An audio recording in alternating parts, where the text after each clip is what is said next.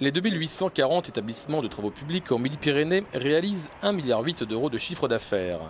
Malheureusement, quand la commande publique diminue, ce sont les emplois par effet domino qui tombent. Si rien ne se passe, on peut considérer sur la région qu'on atteindra des baisses effectives de l'ordre de 10% à peu près de façon assez brutale. La profession représente à peu près 13 000 à 13 500 salariés, si on intègre la population des collaborateurs intérimaires, ce qui correspond à environ 1000 à 1500 emplois qui pourraient rapidement disparaître de nos entreprises. Des carnets de commandes inférieurs à 30% par rapport à l'an dernier. Un mois de septembre qui s'annonce catastrophique. Les entreprises de travaux publics tirent la sonnette d'alarme au-delà de leur cœur de métier.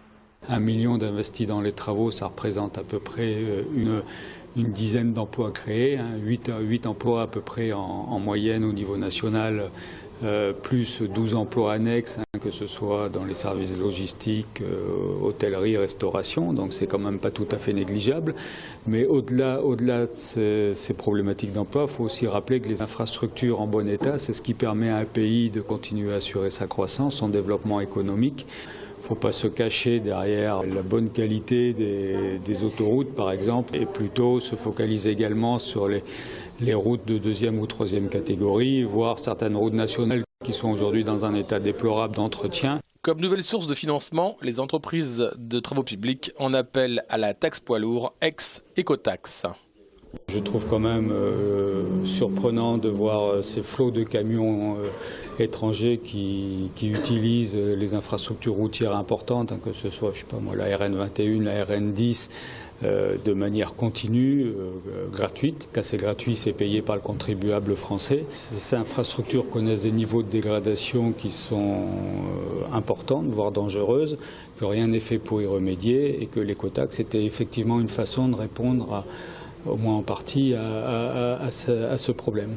Et dernière solution, cette fois-ci totalement étonnante, l'État baisse ses dotations, les entreprises diminuent la garantie de leurs travaux. On est aussi tout à fait à même de proposer des solutions techniques qui permettent peut-être de faire des entretiens low cost, entre guillemets low cost, qui offrent peut-être des durées de vie moins importantes que des entretiens classiques, mais qui permettent de pallier une situation difficile pendant un temps donné. Low cost ou non, les travaux publics ne représentent pas que la voirie. Ce sont l'éclairage, la collecte des eaux usées, les barrages, les équipements sportifs, l'acheminement du gaz et de l'électricité, bref, notre vie quotidienne.